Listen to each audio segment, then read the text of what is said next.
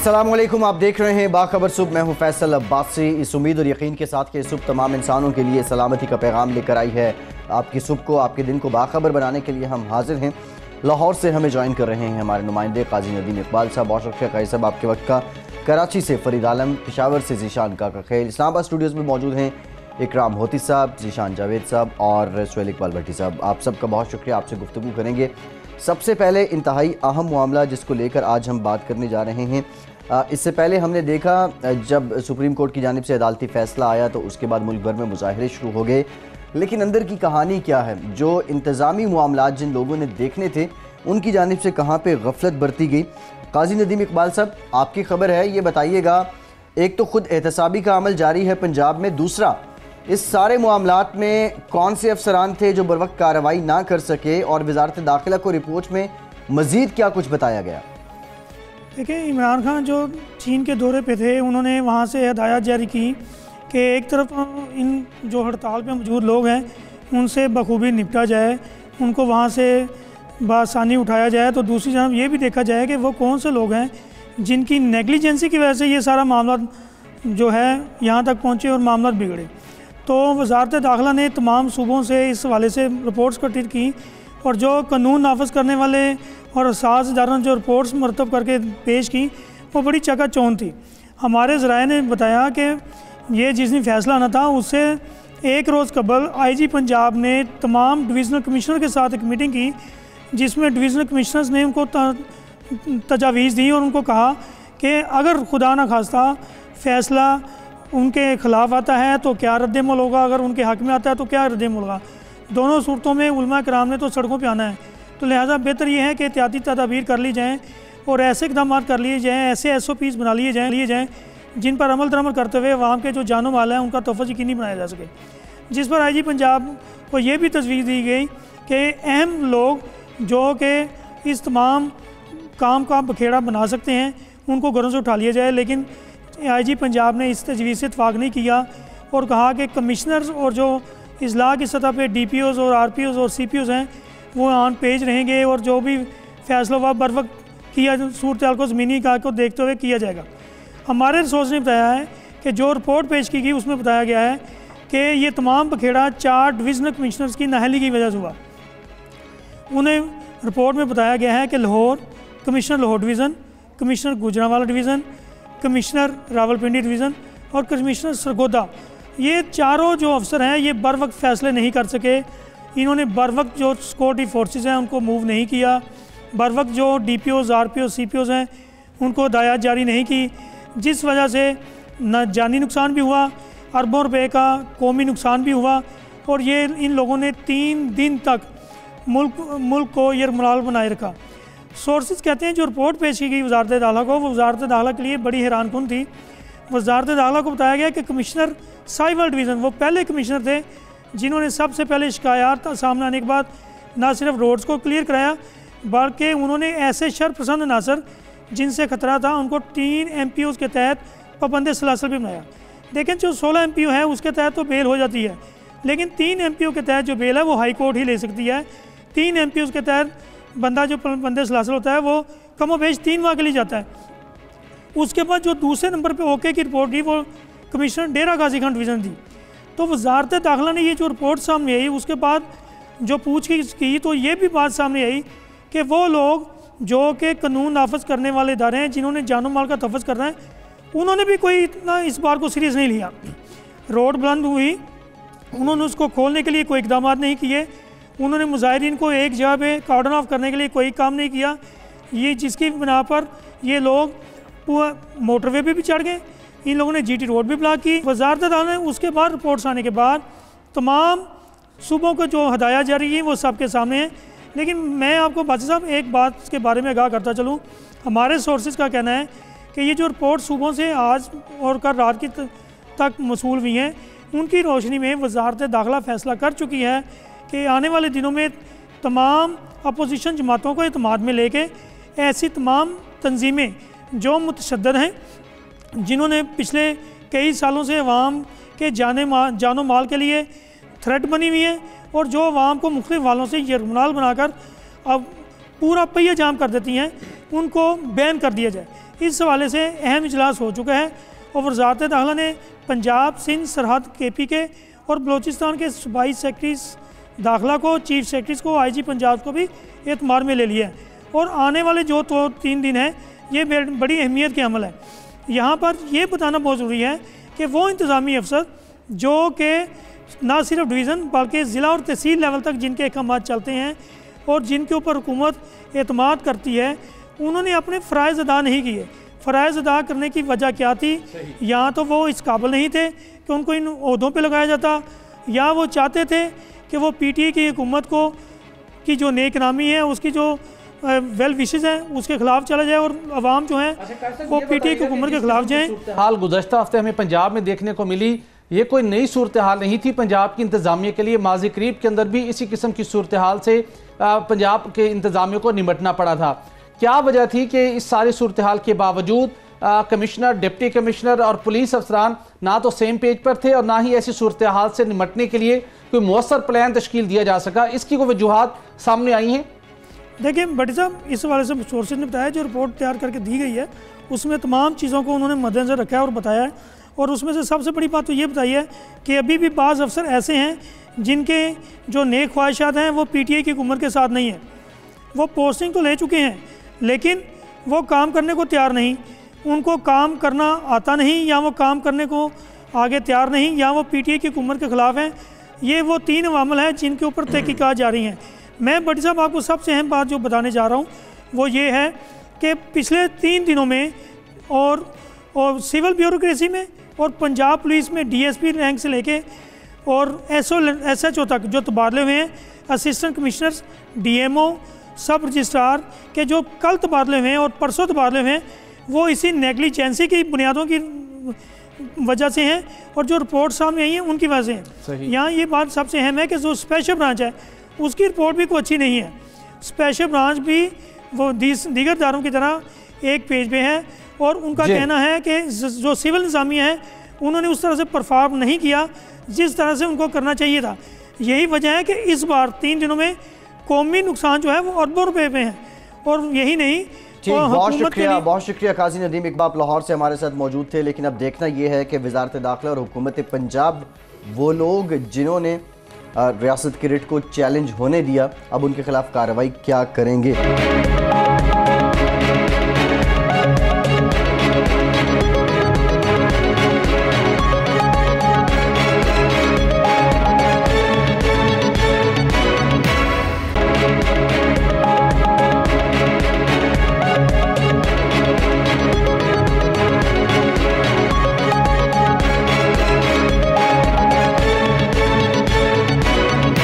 भट्टी साहब, आपकी तरफ आऊँगा। एक बहुत बड़ा स्कैंडल, इससे पहले पाकिस्तान में जिस स्कैंडल की बात की जा रही थी वो जाली बैंक अकाउंट्स का स्कैंडल था और मनी लॉन्ड्रिंग की तारीख का पाकिस्तान का सबसे बड़ा स्कैंडल था। लेकिन एक और बड़ा स्कैंडल सामने आ गया है और ये कौमी बचत स्कीम है।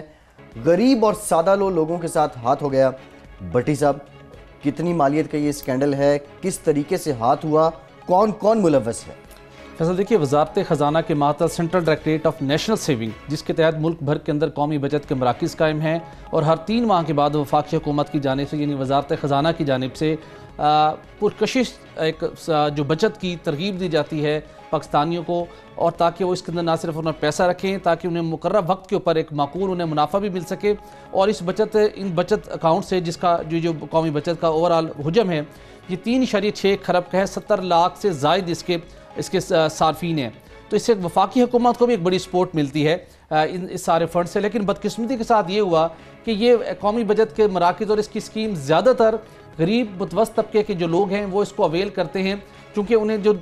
सरमायाकारी करने के या बचत करने के जदीद तरीक़ेकार से वो वाकिफ़ नहीं है या वो रिस्क नहीं लेना चाहते कि गवर्नमेंट ऑफ पाकिस्तान के एक अथेंटिक ये बचत स्कीम है, इसमें और सबसे पुरकशिश बचत की ऑफ़र की जाती है, तो अपना पैसा यहाँ पर रखते हैं और 10 साल के लिए, 5 साल के लिए और इवन 15 से 20 साल तक के लिए मुख्तलिफ स्कीम्स ऑफ़र की जाती हैं। माजी के अंदर सुनने का मौका मिला था कि कुछ ऐसे सादा लोग गरीब आवाम के साथ central directorate of national saving के जो कौमी बचत मराकज़ हैं मुख्तलिफ शहरों में वाक़, उनके मुलाजमीन या अफसरान उनके साथ हाथ करते हैं। लेकिन पहली मरतबा अब ये जैली बैंक अकाउंट्स के आजकल जो हम मामला देख रहे हैं, उसके बाद ये कौमी बचत स्कीम की तारीख का एक बड़ा फ्रॉड सामने है, जिसके मुताबिक जो कौमी बचत का स्कीम का डिफेंस लाहौर की जो इनकी ब्रांच थी, वहाँ पर 20 करोड़ रुपए की एक बड़ी रकम जो कि एक बचत के स्कीम के तहत अकाउंट में जमा थी, जब उसके मैच्योर होने का टाइम आया, वक्त आया, तो इस मौके के ऊपर इस कौमी बचत मरकज़ डिफेंस लाहौर की ब्रांच के अपने ही मुलाजमीन की मिली भगत से सरकारी दस्तावेज में रद्दोबदल करके ये रकम ना सिर्फ निकलवा ली गई, बल्कि ये रकम उन्होंने अपने और अपने अहले खाना और अजीज़ क़ारिब के अकाउंट में मुंतकिल कर दी। और जो इसके मुतासरीन थे, जो इसके डिज़र्विंग थे, उन्हें यकीनी तौर के ऊपर शदीद मुश्किलात का सामना था। माजी के अंदर भी मुख्तलिफ जगहों से ऐसी इतलात मसूल होती रही, लेकिन किसी ने डीपली इस मामले की तहकीकात नहीं की कि किस तरीके के साथ वो लोग, जिसके अंदर बहुत से केसेस ऐसे भी रिपोर्ट होते थे कि किसी ने अगर 10 साल के लिए अपनी कोई नेशनल सेविंग सर्टिफिकेट हासिल की है, बहबूद सेविंग सर्टिफिकेट हासिल की है, सीनियर सिटीज़न के लिए भी कुछ स्कीम्स होती हैं, जब वो मैच्योर होती हैं तो कुछ ऐसे केसेस भी रिपोर्ट होते हैं कि वो किसी की अगर मुतलका शख्स की अगर मौत वाक़ई हो गई है तो उसके बाद उसके लवाहकीन या तो उस ब्रांच से रब्ता नहीं कर पाते, या अगर वो रब्ता करते हैं तो उनका इस सारे सिस्टम से वो आगाही नहीं रखते, वहाँ पर भी उनके साथ फ्रॉड किया जाता है। लेकिन यहाँ पर जो लाहौर में उनकी डिफेंस ब्रांच में 20 करोड़ रुपए का फ्रॉड पकड़ा गया, 10 करोड़ रुपए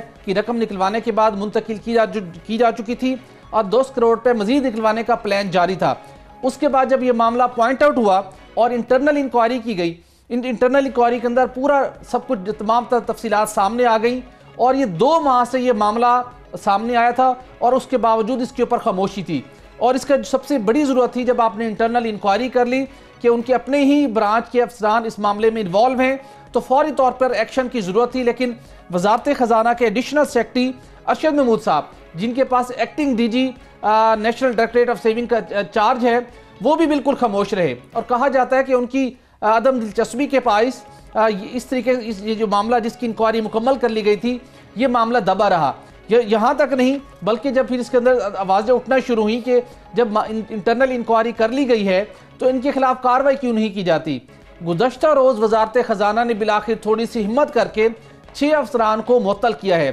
सिर्फ मुअत्तल नहीं किया, जब इंटरनल इंक्वायरी कर ली गई तो फिर यह मामला FIA को भिजवाया गया। FIA ने भी बाज़ाब्ता तौर के ऊपर इस मामले की इंक्वायरी शुरू कर दी है और FIA अब इस बात पर गौर कर रहा है कि सिर्फ कौमी बचत मरकज़ की डिफेंस ब्रांच नहीं, बल्कि पंजाब की दीगर ब्रांचेज और दीगर सूबों के अंदर भी जो कौमी बचत की मराकज़ कायम हैं, वहाँ से ऑडिट रिपोर्ट मंगवाई जाए और उसके साथ साथ वहाँ से भी मालूमात इकट्ठी की जाए कि वहाँ दीगर लोगों के साथ तो इस किस्म का कोई फ्रॉड नहीं किया गया। जब ये तहकीकात हुई तो फैसल आप जानकर हैरान होंगे, जिसकी इस फ्रॉड की एक बुनियादी वजह इस वक्त सामने आ रही है। वो वजह यही है, जो हम नेपोटिज्म की बात करते हैं, सफारशी कल्चर की बात करते हैं और मेरिट की खिलाफ वर्जी की बात करते हैं। SOPs के मुताबिक, रूल्स के मुताबिक कोई भी ब्रांच मैनेजर ग्रेड 17 से नीचे नहीं होना चाहिए, क्योंकि वो मतलूबा तजर्बे का हामिल होता है। उससे पता है कि मैंने पूरी ब्रांच को कैसे मेंटेन करना है, कैसे उसको लुक आफ्टर करना है, कैसे उस सारे प्रोसेस की मॉनिटरिंग करनी है। ताहम मामला FIA के पास भी है। वजारत ख़जाना ने 6 अफसरान को मुअत्तल कर दिया, लेकिन ज़रूरत इस चीज़ की है कि जिस अफसर ने ग्रेड 14 के अफसर को ग्रेड 17 पर अपॉइंट किया, वो तहाल बदस्तूर अपने ओहदे पर बराजुमान है। FIA को या वजारत ख़जाना को उनसे भी पूछ गुछ करनी चाहिए कि क्या कौन सी ऐसी वजूहात थी जिसकी वजह से आपको एक जूनियर 3 ऑफिसर को एक सीनियर ओहदे पर लगाना पड़ा, जिसकी वजह से ये फ्रॉड हुआ और लोगों को नुकसान पहुंचा। बड़ी साहब, जितनी डिटेल्स आपने बताई हैं, बज़ाहिर ये लग रहा है कि सिलसिला यहाँ तक महदूद नहीं है, ये बहुत बड़े पैमाने पर लग रहा है कि कारीगरी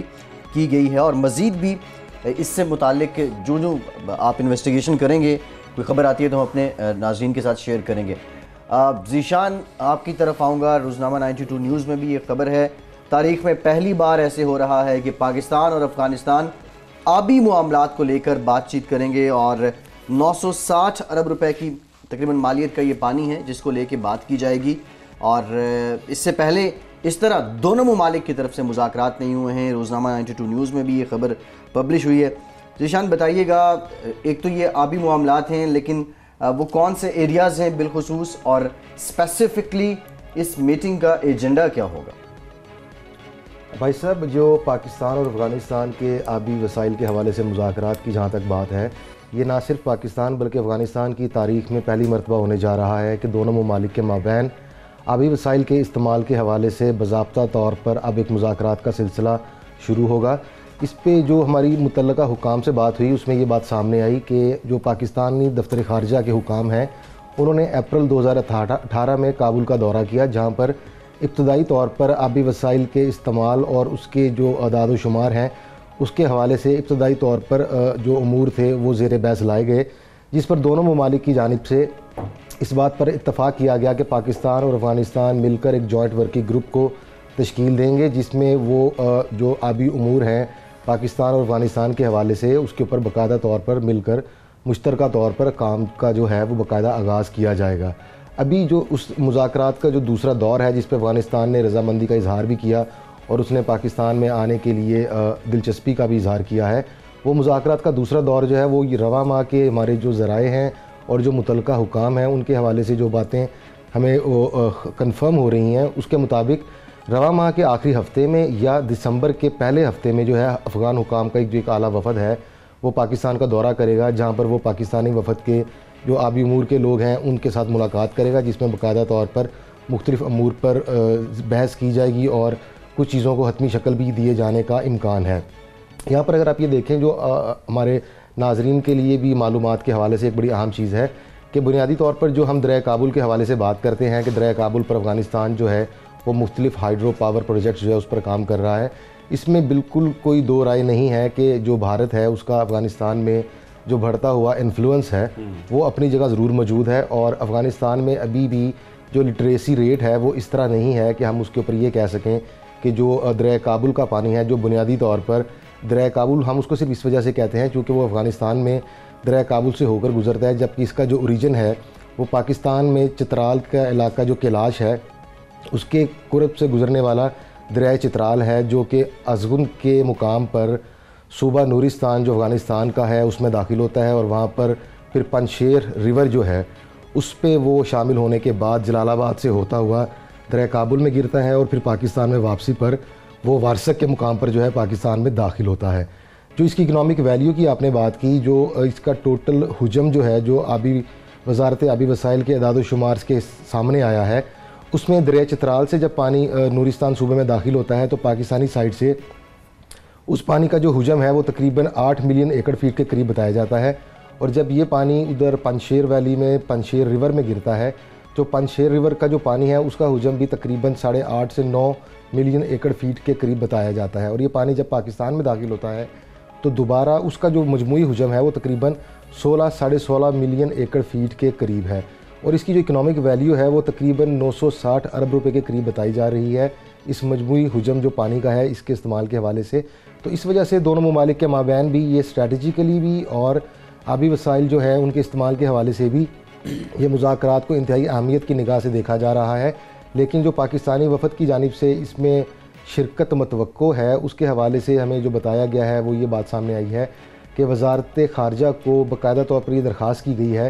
कि अफ़गानिस्तान से इस्लामाबाद आने वाला जो आली सदी वफद है उनके नाम और उनके जो अहदे हैं वो पाकिस्तानी गवर्नमेंट के साथ शेयर किए जाएँ ताकि उसके मुताबिक पाकिस्तान अपना पैनल तश्कील दे और बराबरी की सतह पर जो है इन मुज़ाकरात का बाकायदा आगाज़ किया जा सके। सही शान, ये बताइएगा कि दुनिया भर के अंदर एक मुसलमा असूल है कि जब भी कोई मुल्क कोई डैम तमीर करता है या पनबिजली का मनसूबा तमीर करता है तो लोअर रिपेरियन के राइट्स का ख्याल रखा जाता है, उससे मुशावरत की जाती है। भारत के साथ तो हमारा अभी तनाज़े पहले से मौजूद हैं और ये अब 4 साल कब अफगानिस्तान में भारतीय ताउन के साथ ही डैम्स की तमीर का आगाज़ भी किया गया और उसके साथ पनबिजली के मनसूबों का भी। तो इस मामले के अंदर पाकिस्तान लोअर रिपेरियन है कि जब अफगानिस्तान की जानिब से डैम की तमीर का आगाज़ किया गया, क्या पाकिस्तान से कॉन्सेंट हासिल की गई थी कि हम कितना पानी रोकेंगे, क्या इस्तेमाल करेंगे और किस हद तक आप मुतासिर होंगे? और अब जब ये इस डैम की तमीर शुरू हो चुकी है, पनबिजली मनसूबों की तमीर भी शुरू हो चुकी है, जो अब मुज़ाकरात शुरू होने जा रहे हैं, इन मुज़ाकरात के नतीजे में अफगानिस्तान अपने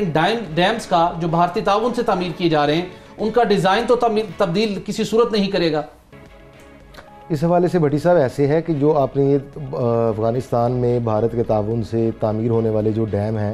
या जो हाइड्रो पावर प्रोजेक्ट्स हैं उसके हवाले से हमारी वजारत आबी वसाइल के एक इंतहाई आला अफसर से बात हुई, तो जिसमें हमें ये हैरानगी भी हुई उस वक़्त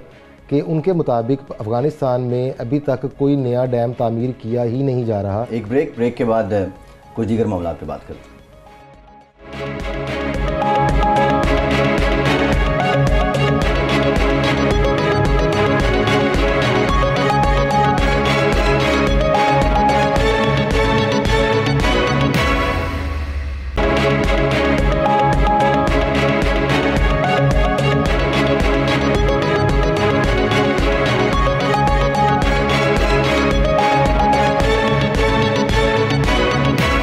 कि भट्टी साहब, शिपिंग कंपनियों को लेके पहले भी हम स्टोरीज कर चुके हैं।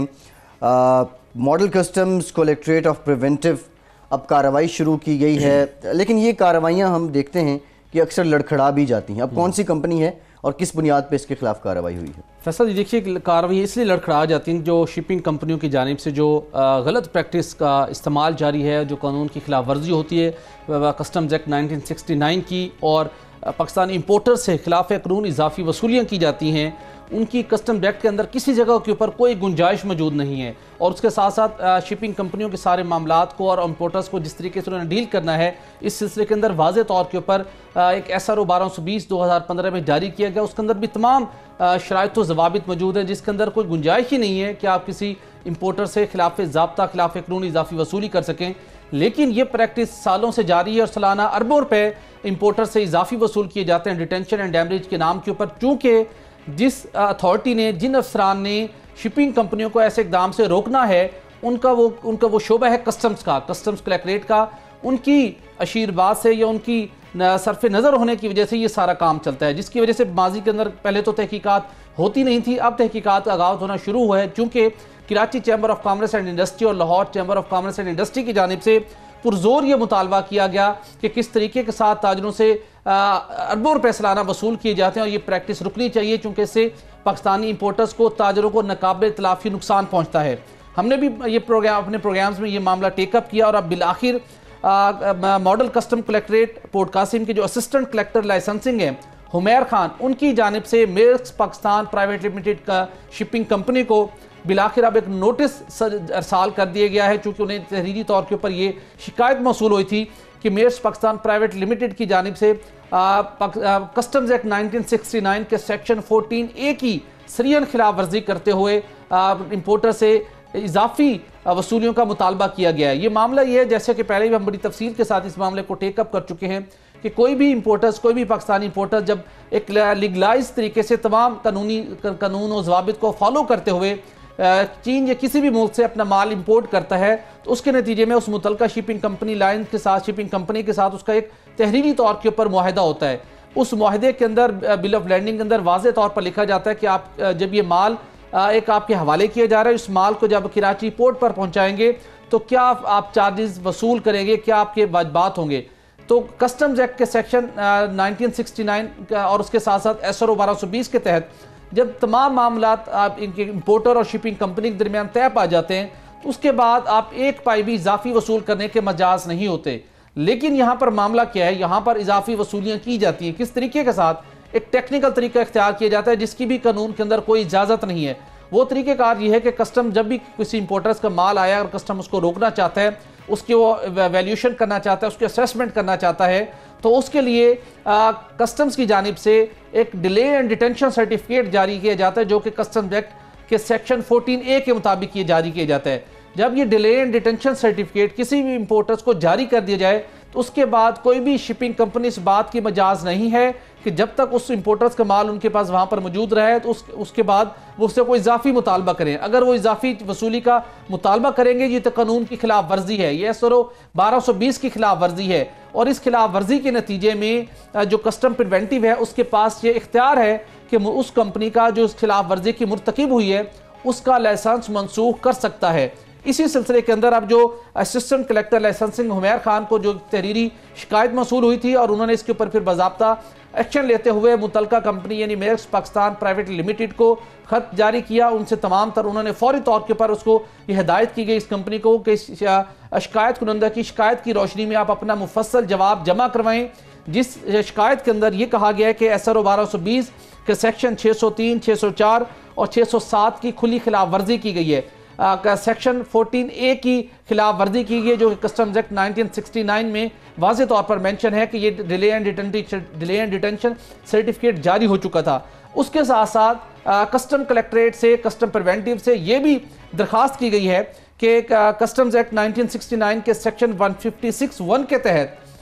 खिलाफ वर्जी की मुर्तकिब कंपनी को भारी जुर्माना भी आयद किया जाए, और इसके साथ साथ जो कस्टम्स की तहकीकात जब मुकम्मल होंगी, उसके अंदर जब कानून की खिलाफ वर्जियाँ शामिल होंगी तो भारी जुर्माने के साथ साथ मुतलका कंपनी का लाइसेंस भी मनसूख करने का मजाज है, कलेक्टर लाइसेंसिंग। ये वो मामला है जो कि अब बिलाखिर कस्टम्स प्रिवेंटिव की जानिब से टेकअप किया गया है। पाकिस्तानी ताजरों को शदीद मुश्किलात का सामना है। एक तवील अरसे से हमने इसके ऊपर आवाज़ बुलंद की, Karachi chamber of commerce industry ने मामला टेकअप किया और एक भरपूर मुतालबा किया गया था Karachi chamber of commerce industry के सदर की जानिब से कि फेडरल गवर्नमेंट इस मसले के मुस्तकिल हल के लिए, ताकि शिपिंग कंपनियां भी, टर्मिनल ऑपरेटर्स भी और पाकिस्तानी इंपोर्टर्स भी एक कंफर्टेबल इन्वायरमेंट में कारोबार कर सके, पाकिस्तान के अंदर कारोबारी सरगर्मियों को फ़रोग मिल सके और लोग लीगल चैनल के जरिए अपनी अशिया को इंपोर्ट करने के ऊपर अपना यकीन रखें, ताकि कौमी खजाने को भी फ़ायदा हो और जो टैक्सेस और ड्यूटी हैं उनमें वसूलियों में तखीर ना हो। उसके लिए लाजिम है कि वफाकी हुकूमत, वजारत खजाना, FBR एक रेगुलेटरी इदारा कायम करे जो इस सारे मामले के ऊपर नज़र रखे। कानून के अंदर वाज़े तौर के ऊपर एक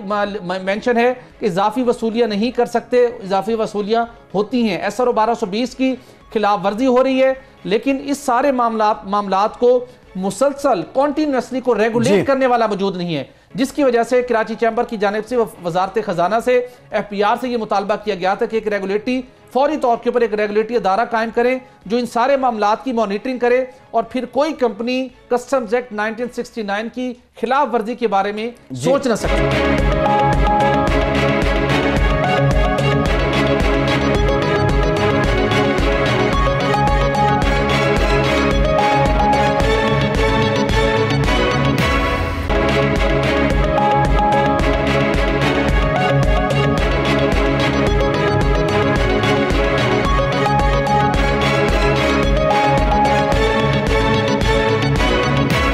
कराची का रुख करते हैं, फरीद आलम वहाँ मौजूद हैं और बल्दिया उज़्मा कराची का महकमा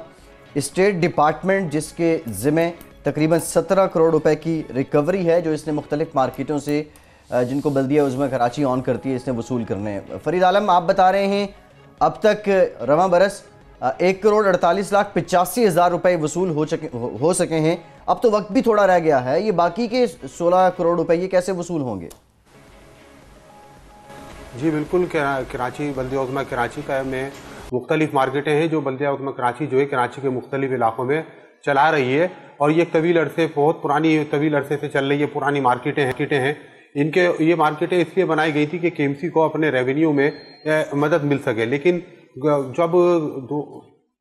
जब जो है ये मामला जो है सियासी हालात के बाद मुख्तलिफ नोयत चेंज होते चले गए और मुख्तलिफ महकमों के अंदर जो है सियासी बुनियादों पर भर्तियाँ शुरू हुई, तो KMC की जो मार्केटों से होने वाली आमदनी थी यकदम रुक चुकी है। गुज़िश्ता 10-15 साल के दौरान KMC की जो मार्केटें हैं, तकरीबन कराची में 83 मार्केटें हैं KMC की मुख्तलिफ इलाकों में, जिनमें super market Liaquatabad, Empress market, Nazirabad Gol market, Shahabuddin market, Sindhi Muslim society में A&B market, Khori garden market, Baldia township, Baldia town market, फुलजर बाजार मार्केट, इनमें तकरीबन KMC की 10,000 के करीब दुकानें हैं जिनसे KMC किराया वसूल करती थी। लेकिन 10-15 साल के दौरान KMC के जो अफसरान हैं उन्होंने इदारे की रिकवरी करने के बजाय इन जगहों पर अपनी रिकवरियां शुरू कर दी हैं, जिसकी वजह से KMC को किराए की मद में सालाना करोड़ों रुपए का खसारा हो रहा है। जबकि KMC की 1500 से 2000 ऐसी दुकानें भी हमारे का भी इंकिशाफ हुआ है जिन पर किराएदारों ने कब्जा कर लिया है, जबकि बेशतर दुकानें जो किराएदारों ने KMC से 150 रुपये से लेकर 1500 रुपये तक किराए पे ली हुई थी, मुख्तलिफ मार्केटों में 40 और 50 हज़ार रुपये पे सबलेट कर दिए, जिसकी जो कि गैर कानूनी है। कोई भी किराएदार किसी भी मिल्कियत को किराए पे लेने के बाद आगे किराए पे नहीं दे सकता। ये संगीन खिलाफ वर्जी है, जिसकी रोकथाम के लिए और इन जायदाद की तहफ़्फ़ुज़ के लिए, इनकी हिफाजत के लिए KMC का महकमा स्टेट है जिसमें दर्जनों मुलाजमीन काम करते हैं। उनके ऊपर लाखों रुपए KMC माहाना अखराजात कर रही है तनख्वाहों की मद में, उनकी मराद की मद में। लेकिन ये अफसरान जो है ताहाल KMC जो कि इस वक्त शदीद माली बुरहान का शिकार है, उसको मुश्किलात से निकालने के बजाय ज़ाती रिकवरियों में मशगूल हैं। इसके अलावा जो ये दुकानें जो मुख्तलिफ मार्केटों में KMC की तकरीबन 10,000 दुकानें हैं, इनके ऊपर इनकी बेशतर दुकानदार ऐसे हैं जो कि बिजली का बिल ना ही किराया देते हैं KMC को और ना ही बिजली का बिल जमा कर रहे हैं, जिसकी वजह से हर दुकान के ऊपर तकरीबन लाखों रुपए के बिलों के वाजबात हैं के इलेक्ट्रिक के, जो कि उन्होंने देना है। अब सूरत हाल ये है कि गुज़िश्ता दिनों हमने जब इस चीज़ का पता लगाया कि 17 करोड़ रुपए के वाजबात हैं और ये वसूल नहीं किए गए, जिस पर थोड़े दिन के बाद जब हमने खबर लगाई तो उसके बाद ये कहा जाने लगा महकमे की जानिब से ये सिस्टम एरर था, 17 करोड़ के वाजबात नहीं थे, क्योंकि सिस्टम गलत शो कर रहा था, इसलिए 17 करोड़ के दिख रहे थे। ताहम हमारे जो ज़राए कह रहे हैं कि अब उन्होंने काफ़ी इसके अंदर काफ़ी चीज़ों को रद्दोबदल करने के बाद ताहम अभी भी जो है 10 से 12 करोड़ रुपए के वाजबात KMC के मुख्तलिफ दुकानों पर निकलते हैं जो कि वसूल नहीं किए जा रहे। इसकी बड़ी वजह यह है कि KMC का जो महकमा स्टेट है इसके अंदर तवील अरसे से जो है सियासी बुनियाद पर या पसंद की बुनियाद पर काबिल और सीनियर अफसरान को नज़रअंदाज करके मनपसंद लोगों को लगाया जा रहा है। अब ये जो लोग लगते हैं जिनके सियासी असर रसूख होते हैं, ये जो है इदारे का काम करने के बजाय ज़ाती तौर पर ख़ुद को मुस्तहकम करने के लिए ज़ाती रिकवरियाँ करते हैं इन इदारों से। इस वक्त KMC की सूरत हाल ये है कि इनके पास 25 करोड़ रुपए का माहाना शॉर्टफॉल है। अगर ये महकमे, इनके जो रेवेन्यू के महकमे अगर ये सही काम करें तो इनको किसी से मदद लेने की ज़रूरत नहीं पड़ेगी और ये अपना शॉर्टफॉल पूरा कर सकते हैं। लेकिन KMC के जो महकमे हैं, तकरीबन 8 से 10 महकमे हैं जो रेवेन्यू कलेक्ट करते हैं मुख्तलिफ टैक्सेस की मद में शहर से। वो महकमे के अंदर, उन महकमों के अंदर बदतरीन करप्ट अफसरान को तैनात किया गया है जो ज़ाती रिकवरियाँ करते, इदारे की रिकवरी नहीं कर सकते। KMC की खरबों रुपए की मालियत की ये मार्केट है जो फरीद ये बताएगा कि जब ये दुकानदारों से रिकवरी का मामला था तो KMC का सिस्टम खराब था, वो सिस्टम अचानक ठीक कैसे हो गया और उसके साथ KMC के कवायद ज़ाबित क्या कहते हैं कि जिन दुकानों से इन्होंने माहाना बुनियादों के ऊपर या समाही बुनियादों के ऊपर रिकवरी करनी है, अगर रिकवरी नहीं की जाती तो ऐसे दुकानदारों के खिलाफ या जिस अमले की जिम्मेदारी है कि उन्होंने किराया वसूल करना है उसके खिलाफ कवायद ज़ाबित के मुताबिक क्या कार्रवाई हो सकती है और क्या वो कार्रवाई अमल में लाई गई? जी बिल्कुल, जो किराएदार किराया नहीं दे रहे उन्हीं से किराया वसूल करने के लिए और जायदाद की हिफाजत के लिए महकमा स्टेट कायम किया गया था और उसके अंदर दर्जनों मुलाजमीन को तैनात किया गया था। ताहम जो किराएदार कानून के मुताबिक अगर कोई किराएदार 3 महीने 6 महीने किराया नहीं देता तो उससे मकान खाली कराया जा सकता है, मगर महकमे के अफसरान ने ऐसा नहीं किया क्योंकि उन्होंने अपने मामला तय कर लिए। वो एक लग्जरी ज़िंदगी गुजार रहे हैं, मामूली सी क्लर्क हैं, इंस्पेक्टर हैं और इनके जो डायरेक्टर्स हैं वो मकान या दुकान खाली नहीं कराते KMC की, बल्कि उस किराएदार से मामला तय करके ज़ाती रिकवरियाँ करते हैं, जिसकी वजह से आज ये सूरत हाल है कि तकरीबन 1000 से 1500 दुकानें और बात ज़राए हमारे ये भी कहते हैं, कुछ महकमे के अफसरान भी बताते हैं कि 1500 से 2000 दुकानें जिनकी मालियत अरबों रुपए के करीब है उन पर कब्जा किया जा चुका है और इसकी मुतादिद मरतबा काम को निशानदही भी की गई है। ताहम हुक्काम की जानिब से अभी तक किसी अफसर के खिलाफ काम नहीं किया गया। 17 करोड़ की जब हमने खबर दी थी कि 17 करोड़ रुपए इनके फंसे हुए हैं जिसको वसूल नहीं किया जा रहा, उसके बाद महकमे की जानिब से कुछ चालान पेश किए गए और कहा गया कि महकमा जो फाइनेंस है इसका कंप्यूटर सिस्टम सही काम नहीं कर रहा था, जिसकी वजह से हमें ये 17 करोड़ रुपए रिफ्लेक्ट हो रहे थे। ताहम हमारे ज़रा आज इस बात पे कायम है कि इस वक्त KMC के जो मुख्तलिफ मार्केटों पे 10 से 12 करोड़ रुपए निकलते हैं जो वसूल नहीं किए जा रहे। ताहम हुकूमत जो है, हुकूमत सिंध और बल्दिया उस्मा कराची के जो हुक्काम है वो महकमे की नाक़िस कारकर्दगी, बदगुमानी और बहुत शुक्रिया फरीद आलम, आप कराची से हमें कर रहे थे। और मौसम सरमा की आमद के साथ साथ ही गैस बहरान भी शिद्दत इख्तियार करता जा रहा है और बिलखुसूस घरेलू सार्फिन सबसे ज़्यादा मुतासर हो रहे हैं। भट्टी साहब, कौन से इलाके हैं जहां गैस की लोड शेडिंग की जा रही है और दूसरा ये बताइएगा कि ज़्यादातर किन औकात में होती है? फैसल देखिए सर, मौसम सरमा की आमद अभी उस तरीके से नहीं हुई जिस तरीके से हम एक्सपेक्ट करते हैं दिसंबर या जनवरी के महीने में, लेकिन 2-3 रोज़ कबल जिस तरीके के साथ सर्दी की शिद्दत में इजाफा हो तो उसके नतीजे में पंजाब के बेशतर शहरों में, स्पेशली रावलपिंडी, इस्लामाबाद और हम जनूबी पंजाब के अजला की बात करें, वहाँ पर गैस की बदतरीन किल्लत का आवाम को सामना करना पड़ा। और इस मरतबा नवंबर में ही न सिर्फ घरेलू सार्फिन इससे बुरी तरह से मुतासर हो रहे हैं बल्कि कमर्शियल सनती सार्फिन को भी लो प्रेशर का सामना करना पड़ा। सो नॉर्दर्न गैस कंपनी की जानिब से जो गैस की मौजूदा सप्लाई है, मौजूदा फ्राहमी है और जो उसकी तलब है, उसके पेश नज़र उसको लोड मैनेजमेंट का सिलसिला तो शुरू कर दिया गया, लेकिन उसके बावजूद सिस्टम में 600 मिलियन क्यूबिक फीट गैस की किल्लत का सामना है, यानी कि शॉर्टफॉल है। उसकी वजह यह है कि गैस की तलब में मुसलसल इजाफा हो रहा था और लोकल गैस और उसके साथ जो हम गैस इंपोर्ट कर रहे हैं LNG, उसके तनासुब से एक पैटर्न तैयार किया गया था कि हमें मौसम सरमा में किस तरीके के साथ हम सूरत हाल को मैनेज करेंगे। लेकिन बदकिस्मती के साथ गुज़श्ता 3 माह के दौरान हमने ये मुसलसल मामला टेकअप किया कि पावर डिवीज़न में मौजूद फर्नेस ऑयल लॉबी ने पाकिस्तान की LNG इंपोर्ट करने वाली सरकारी कंपनी यानी कि पाकिस्तान LNG लिमिटेड को LNG की इंपोर्ट करने से रोका हुआ है। हर महीने ग्रेजुअली उसके वो पाकिस्तान LNG लिमिटेड कंपनी जो महाना जिसने 6 LNG के कार्गोज इंपोर्ट करने थे, पहले वो कार्गोज 4 हुए, फिर 3 हुए और अब 2 कार्गोज महाना इंपोर्ट किए जा रहे हैं, जिसके नतीजे में जो दूसरा LNG का टर्मिनल है पाकिस्तान गैस पोर्ट कंसोर्शियम का, वो पूरी सलाहियत पर नहीं चल रहा। जहां से 6 LNG के कार्गोज रीगैसिफाई होने थे, वो LNG के कार्गोज रीगैसिफाई होने के बाद पावर सेक्टर को और इंडस्ट्रियल सेक्टर को गैस मिलनी थी, फर्टिलाइजर प्लांट्स को गैस मिलनी थी, लेकिन बदकिस्मती के साथ पावर डिवीज़न ने उस वक्त ये फैसला किया कि नहीं, LNG की जो खपत है उसको कम करना है और उसकी रिप्लेसमेंट पे जाना है फर्नेस ऑयल के ऊपर। फर्नेस ऑयल की इंपोर्ट दोबारा शुरू की गई, लेकिन उस वक्त सिर्फ पावर सेक्टर का मामला था। अब चूंकि मौसम सरमा का आगाज हो चुका है और इसकी गैस की किल्लत के नतीजे में जनूबी पंजाब के बेशतर अजला में रात 9 बजे से सुबह 5 बजे तक गैस मुकम्मल तौर पर घरेलू सार्फिन के लिए बंद कर दी जाती है, यानी कि आप चूल्हा तक नहीं जला सकते। लेकिन इसके साथ साथ वजारत तवानाई के मातहत जो पेट्रोलियम डिवीज़न है उससे हमने बात की। पेट्रोलियम डिवीज़न के हुकाम का कहना है कि ये सूरत हाल दिसंबर और जनवरी फरवरी के दौरान बदतरीन शक्ल इख्तियार कर जाएगी, चूँकि फौरी तौर के ऊपर अगर हम LNG इंपोर्ट करेंगे तो वो काफ़ी महंगी पड़ेगी, हमें स्पॉट रेट के ऊपर LNG खरीदना पड़ेगी। जबकि जो एक टेंडर के जरिए प्रोसेस है LNG की खरीदारी का और हमारे सिस्टम में गुंजाइश मौजूद है, उसके साथ साथ ECC एक मंजूरी दे चुकी है कि हमने LNG एक सब्सिडाइज रेट के ऊपर जो हमारे फर्टिलाइज़र के प्लांट्स हैं, इंडस्ट्रियल सेक्टर है, उसको भी फराहम करनी है। 300 MMCFD का पहले एक उसका प्लान किया गया था, लेकिन चूंकि अब हम मतलूबा मिकदार के अंदर LNG इंपोर्ट नहीं कर पा रहे, तो इसके नतीजे में सनती और सेक्टर पावर सेक्टर भी बुरी तरह से मुतासिर होगा। और इसी सूरत के अंदर, सूरत हाल के अंदर जहाँ पर गैस की किल्लत का सामना है, लो प्रेशर का सामना है, वहाँ पे गैस फराहमी का और गैस की कीमत का तनाज़ा भी खड़ा हो गया है। एप्टमा हमारी टेक्सटाइल इंडस्ट्री, जिसके लिए इक्तसादी राब्ता कमेटी ने सब्सिडाइज रेट के ऊपर यानी $6.5 फी MMBTU गैस फराहम करने का वादा किया था, 300 MMCFD गैस। अब नई जो प्रोजेक्शन आई, चूंकि सिस्टम गैस की किल्लत है, LNG कम इंपोर्ट हो रही है, अब ये एप्टमा को बताया गया है कि आपको 300 MMCFD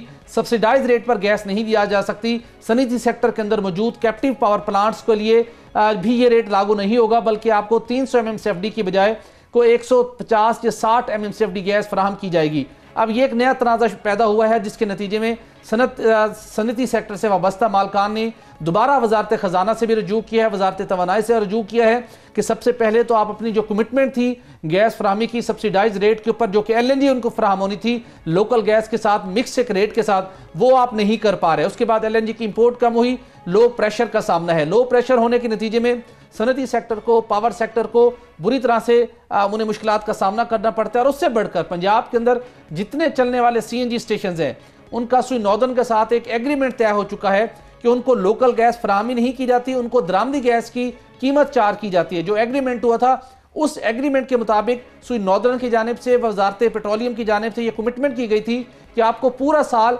फुल प्रेशर के साथ गैस फराहम की जाएगी। आप उनको उस CNG सार्फिन को दरामदी गैस फरोख्त कर रहे हैं, दरामदी गैस की कीमत के ऊपर, जिसकी कीमत 1600 रुपए पर MMBTU है, लेकिन उसके बावजूद CNG स्टेशन के ऊपर प्रेशर 60% कम हो चुका है। तो पूरा सेक्टर बुरी तरह से मुतासिर हो रहा है। वजारत तवानाई के मुताबिक जब तक हम मतलूबा LNG की कार्गोज फौरी तौर पर इंपोर्ट नहीं करते, चूंकि लोकल गैस की पैदावार में फौरी इजाफा मुमकिन नहीं है, उस वक्त तक मौसम सरमा के अंदर जिन मुश्किलात का हमें सामना करना पड़ेगा वो मुश्किल शदीद बदतरीन मुश्किलात होंगी। LNG के अलावा कोई और हल दिखाई नहीं देता। ठीक, आज के प्रोग्राम से इतना ही। फैसल अब्बासी को इजाजत दीजिए।